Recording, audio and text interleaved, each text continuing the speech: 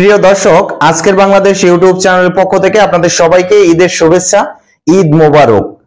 একজন সাধারণ ৭,০০০ টাকা বেতনের কর্মচারী থেকে তিনি হয়ে গেলেন গ্রামীণ ব্যাংকের এমডি, তারপরে গ্রামীণ ফোনের মালিক হয়ে গেলেন। এরপরে তিনি আমেরিকার হিলারি ক্লিনটনের নির্বাচনী খরচ দিলেন। এরপরে তিনি নোবেল পুরস্কার পেলেন এবং সারা বিশ্বব্যাপী তার নাম ছড়িয়ে পড়ল। এরপরে একটা মেটিকুলাস ডিজাইন করে বাংলাদেশকে পূর্ব পাকিস্তানে পরিণত করলেন এবং একটি মুক্তিযুদ্ধ করলেন। সেই মুক্তিযুদ্ধের জাতির পিতা হিসাবে নিজেকে দাবি করলেন এবং 1971 সালে যেই মুক্তিযুদ্ধ হয়েছিল সেই মুক্তিযুদ্ধের মহানায়ক বা জাতির পিতা বঙ্গবন্ধু শেখ মুজিবুর রহমানকে রাজাকার বানালেন, শেখ হাসিনাকে রাজাকারের বাচ্চা বানালেন, জয় পুতুল এছাড়াও শেখ রেহানা অন্য যারাই আছে আওয়ামী লীগ পরিবারের তাদেরকে রাজাকার বানালেন। এছাড়াও তৎকালীন সময়ে যে চার নেতা রাষ্ট্রপতি সৈয়দ নজরুল ইসলাম, প্রধানমন্ত্রী তাজউদ্দিন আহমেদ এবং এটিএম কামরুজ্জামান সহ ওই সময় যারাই ছিলেন বাংলাদেশের স্বাধীনতার সপক্ষে যারাই অবস্থান করছিলেন তারা বর্তমান সময়ে রাজাকার। এদিকে সেই যে ৭,০০০ টাকা বেতনের কর্মচারী থেকে গ্রামীণ ব্যাংকের মালিক হলেন, গ্রামীণ ফোনের মালিক হলেন, হিলারি ক্লিনটনের নির্বাচনী খরচ দিলেন এবং নোবেল জিতে তিনি বাংলাদেশকে পূর্ব পাকিস্তানে পরিণত করে যে মুক্তিযুদ্ধের রচনা করলেন তার মেটিকুলাস ডিজাইনের মাধ্যমে, সেখান থেকে তিনি সেই পূর্ব পাকিস্তান বা রাজাকারী যেই শক্তিটা আছে তাদের জাতির পিতা হিসাবে নিজেকে অবহিত করলেন। ডক্টর মোহাম্মদ ইউনূস বাংলাদেশের প্রধান উপদেষ্টা। হ্যাঁ প্রিয় দর্শক, এই প্রধান উপদেষ্টাকে নিয়ে কিছু কথা বলবো এবং কিভাবে বঙ্গবন্ধু সহ বাংলাদেশের সেই চার নেতাকে রাজাকার বা সহযোদ্ধা বানালেন তার মেটিকুলাস ডিজাইনের মাধ্যমে, সেই সকল বিষয় নিয়ে বিস্তারিত আলোচনা করব। ভিডিওটি মনোযোগ সহকারে কন্টিনিউ করুন এবং শেষ পর্যন্ত দেখার পরে যদি আমার ভিডিওটি আপনার কাছে ভালো লাগে তাহলে অবশ্যই আমার চ্যানেলটি সাবস্ক্রাইব করবেন, ভিডিওটিতে একটি লাইক দিবেন এবং কমেন্ট করে আপনার মূল্যবান মতামত জানিয়ে যাবেন। তো চলুন দর্শক, বাংলাদেশের সেই তথাকথিত জুলাই আগস্টের যে বিপ্লব বা বাংলাদেশকে পূর্ব পাকিস্তানে পরিণত করার যে মুক্তিযুদ্ধ সেটা নিয়ে বিস্তারিত আলোচনা করব এবং 1971 সালের সেই মুক্তিযোদ্ধারা বর্তমান সময় রাজাকার হিসাবে কিভাবে অভিহিত হলো, এই সকল বিষয় নিয়ে আলোচনা করব আজকের বাংলাদেশ ইউটিউব চ্যানেল তথা ফেসবুক পেজের নিয়মিত আয়োজনে। থাকুন আমাদের সাথেই।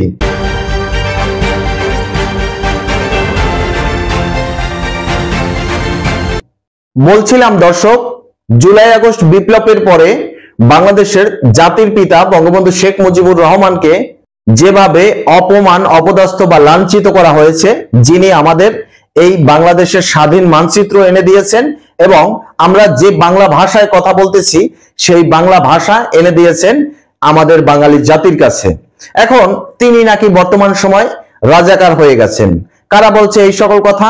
এই সকল কথা তারাই বলছে যাদের শরীরে ওই সময়ে তৎকালীন পূর্ব পাকিস্তানের সময় বাংলাদেশে যে মুক্তিযুদ্ধ সংগঠিত হয়েছিল তখন বাংলাদেশের যেই সকল রাজাকার আলবদর শামস এরা বাংলাদেশি আমাদের সুন্দরী মা বোনদের তুলে নিয়ে দিয়েছিল সেই পাকিস্তানি হানাদার বাহিনীদের হাতে এবং তৎকালীন সময় পশ্চিম পাকিস্তানের হানাদার বাহিনী দ্বারা ধর্ষিত হয়ে বাংলাদেশের যেই সকল মা বোন গর্ভবতী হয়েছিল তাদের সবার কিন্তু অ্যাবর্শন করানো সম্ভব হয়নি, কারণ অনেক অনেক মা বোন তাদের প্রেগন্যান্সির সময় এতটাই বেড়ে গিয়েছিল যে তখন আর কোনো প্রকারে তাদেরকে অ্যাবর্শন করানো যেত না।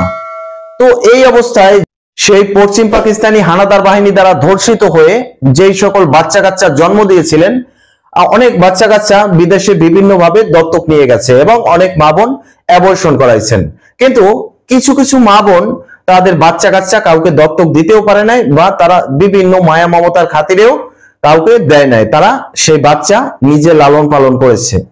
এখন এটা একজন মায়ের ভালোবাসা। একজন মা তার সন্তানকে জন্ম দিলে সেটা তিনি কখনোই সেই সন্তানকে পরিত্যাগ করতে চায় না। এখন সেই যে সন্তানগুলো সেগুলো কি? সেগুলো আসলে ওই যে পশ্চিম পাকিস্তানের বীর্য বা তাদের যে জিন বা বংশগতির ধারক বাহক যেটাকে আমরা বলি, বা মেডিকেল সায়েন্সে যেটাকে বংশগতির ধারক বাহক বলা হয়। বীর্যের ভিতরে যে জিন থাকে ক্রোমোজোম, সেটা থেকেই তার বাপ মায়ের যে সকল আদর্শ আচার ব্যবহার এবং সম্পূর্ণ 90% থেকে 95% গুণাগুণ পেয়ে থাকে এই মা বাবার। এখন তাহলে মা হলো বাংলাদেশের সেই ধর্ষিত নিরীহ সেই আমাদের মা বোন, এক্ষেত্রে বাবা হচ্ছে সেই পাকিস্তানি হানাদার বাহিনীরা।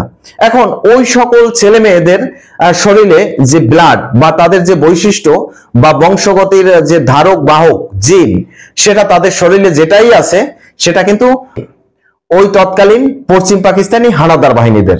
এখন এই সকল রাজাকার বা রাজাকারের বাচ্চারা তারা কিন্তু বাংলাদেশকে সহ্য করতে পারবে না। তারা সেই যে পশ্চিম পাকিস্তানের যে কালচার বা বাংলাদেশকে কিভাবে পূর্ব পাকিস্তানে পরিণত করা যায় বা পাকিস্তানি কলা নিয়ে জন্মগ্রহণ করা ওই সকল শিশুরা বর্তমান সময় বাংলাদেশকে জুলাই আগস্ট বিপ্লব এনে দিয়েছে এবং বাংলাদেশকে পূর্ব পাকিস্তানে পরিণত করে দিয়েছে।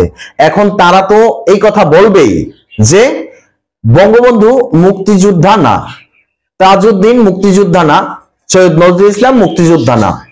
এরা জাতির পিতা হিসেবে বঙ্গবন্ধুকে রেসপেক্ট করবে না। এরা বঙ্গবন্ধুর গলায় জুতার মালা দিবে, বঙ্গবন্ধুর মূর্তিতে দাঁড়িয়ে প্রস্রাব করবে এবং বঙ্গবন্ধুর মূর্তি ভেঙে ফেলবে। এরা কারা? এরা ওই রাজাকারের জন্ম বা পশ্চিম পাকিস্তানি হানাদার বাহিনীদের জন্ম। এখন সোশ্যাল মিডিয়ায় এই কথাটি বেশি বেড়াচ্ছে যে যারা বলবে বাংলাদেশের স্বাধীনতায় বঙ্গবন্ধুর অবদান কম আছে, তাদের জন্মেও তার বাবার অবদান কম আছে। শুধু কম না, তাদের জন্মে তার বাবার অবদান রেখেছে সেই পশ্চিম পাকিস্তানি হানাদার বাহিনীরা। এখন সেই যে জন্মগত রাজাকাররা তারা এখন বাংলাদেশে বড় হয়েছে, বিয়ে শাদী করছে, তাদের ছেলেপান হয়েছে, তারাও বড় হয়েছে, বিয়ে শাদী করছে এবং তাদেরও ছেলেপান আছে। বংশ পরম্পরায় সেই রাজাকাররা বাংলাদেশে বিভিন্ন রকমের ডালপালা ছড়িয়ে দিচ্ছে। এখন তাহলে 3 স্তরের রাজাকার বাংলাদেশে আছে। প্রথমত হলো সেই যে পাকিস্তানি হানাদার বাহিনী দ্বারা ধর্ষিত মা বোনরা যে সকল বাচ্চা কাচ্চা জন্ম দিয়েছিল তাদের সন্তান, তারা একদম টোটালি রাজাকার। এরপরে তাদের সন্তান, তারা হচ্ছে রাজাকারের বাচ্চা এবং তাদের যে নাতিপুতি তারা হচ্ছে রাজাকারের নাতিপুতি। এই সকল রাজাকাররা বর্তমানে দেশটাকে একদম ধ্বংস করে দিয়েছে এবং বাংলাদেশের স্বাধীনতার ইতিহাসকে বিকৃত করছে। বাংলাদেশের মুক্তিযুদ্ধ নিয়ে তারা বিভিন্ন রকমের ট্রোল করছে, বাংলাদেশের জাতীয় সঙ্গীতে বাধা প্রদান করছে এবং প্রকাশ্যে মিডিয়ার সামনে এবং বাংলাদেশের জনগণের সামনে তারা বাংলাদেশের চিহ্নিত 2 জন রাজাকার গোলাম আজম এবং নিজামীকে নিয়ে এ ধরনের স্লোগান দিচ্ছে যে গোলাম আজমের বাংলা, নিজামীর বাংলা। এটা বর্তমান সময় বাংলাদেশ থেকে স্বাধীন হওয়া পাকিস্তানের বর্তমান প্রেক্ষাপট। এখন বাংলাদেশের প্রেক্ষাপট এবং পাকিস্তানের প্রেক্ষাপট একই অবস্থা। পাকিস্তান যে রকমের দেউলিয়া হয়ে গেছে, বর্তমান সময় পাকিস্তানের জনগণ দুবেলা দুমুঠো খেতে পারছে না, অর্থনৈতিক অবস্থা ভঙ্গুর হয়ে গেছে। ঠিক একই পজিশনে আছে বাংলাদেশের ভবিষ্যৎ। বাংলাদেশের রিজার্ভ ধ্বংস করে দিয়েছে ডক্টর মোহাম্মদ ইউনূস। এই যে মুক্তিযুদ্ধের জাতির পিতা, জুলাই আগস্টে যে মুক্তিযুদ্ধ হলো সেখানে জাতির পিতা নিজে ডক্টর মোহাম্মদ ইউনূস, বাংলাদেশের অন্তর্বর্তীকালীন সরকার, তিনি বর্তমান সময় বাংলাদেশের ভঙ্গুর অর্থনীতিকে আরো ধ্বংসের দিকে ঠেলে দিচ্ছেন এবং বাংলাদেশকে টোটালি পাকিস্তানে পরিণত করে দিয়েছেন। এছাড়াও বাংলাদেশের যেই সকল বন্ধু রাষ্ট্রগুলো ছিল তাদের সাথে শত্রুতা স্থাপন করেছেন এবং এই সকল রাজাকারদের সহযোগিতায় তিনি বর্তমানে যেই সকল রাজাকারী কার্যকলাপ করতেছেন তাতে তিনিও একজন রাজাকার হিসাবে অলরেডি চিহ্নিত হয়ে গেছেন। আবার তিনি বড় কথা বলছেন, কি কথা বলছেন? যে মুক্তিযুদ্ধ চলাকালীন সময় তিনি আমেরিকা থেকে অর্থ সংগ্রহ করেছেন এবং সেই অর্থ তিনি বাংলাদেশের মুক্তিযুদ্ধে ব্যয় করেছেন। এখন ভাই আমি এগুলো জানি না তিনি কোন অর্থ ব্যয় করেছেন, আমেরিকার কোন জঙ্গলে থেকে কোন অর্থ সংগ্রহ করেছেন, এগুলো তিনিই জানেন। এবং বাংলাদেশকে নিয়ে যে সকল ষড়যন্ত্র এই প্রধান উপদেষ্টা করছেন, মায়ানমারকে মানবিক করিডোর দেয়া, চট্টগ্রাম পোর্টকে বিদেশিদের হাতে তুলে দেয়া, সেন্ট মার্টিনকে আমেরিকার হাতে তুলে দেয়া, অথবা চট্টগ্রাম পোর্টে একটা আমেরিকান সেনাবাহিনীর ঘাঁটি স্থাপন করা, এগুলো সব ষড়যন্ত্র করতেছেন বাংলাদেশের সেই যে 1971-এর স্বাধীনতা বিরোধী শক্তির সাহায্যে বা 1971-এর রাজাকারী শক্তির সাহায্যে। সেটা বর্তমান সময় বাংলাদেশের মানুষের এখন আর বোঝা বাকি নাই। 1971-এর মুক্তিযুদ্ধকে অস্বীকার করা, বঙ্গবন্ধুকে অস্বীকার করা, সৈয়দ নজরুল ইসলামকে অস্বীকার করা, তাজউদ্দিন আহমেদকে অস্বীকার করা, এগুলো টোটালি সেই রাজাকারদের বীর্য থেকে জন্ম নেয়া আর এক রাজাকারের বাচ্চারা। এবং তারা এখন বর্তমান সময় বাংলাদেশে তাদের যে ডালপালা বিস্তার করে ফেলেছেন, এটাই হচ্ছে সবচেয়ে বড় সমস্যা।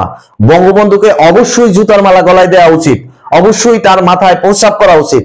কারণ বাংলাদেশ স্বাধীন হওয়ার পরে এই যে রাজাকারগুলোকে তখন মাফ করে দিয়েছিলেন, তাদেরকে ব্রাশ ফায়ার করে মেরে ফেলেন নাই, এজন্যই তার এই সকল শাস্তি ভোগ করতে হচ্ছে। তো প্রিয় দর্শক, দেখতে থাকুন পরবর্তী রাজাকারের বাংলাদেশে বা রাজাকারের পাকিস্তানে পরবর্তী প্রেক্ষাপট কি কি হয়, যা কিছু হয় সবকিছু নিয়ে আমি থাকবো আপনাদের সাথে। আজকের এই পর্যন্ত শেষ করছি, পরবর্তীতে নতুন কোনো ভিডিও নিয়ে আসবো। সেই পর্যন্ত ভালো থাকুন, সুস্থ থাকুন, আল্লাহ হাফেজ।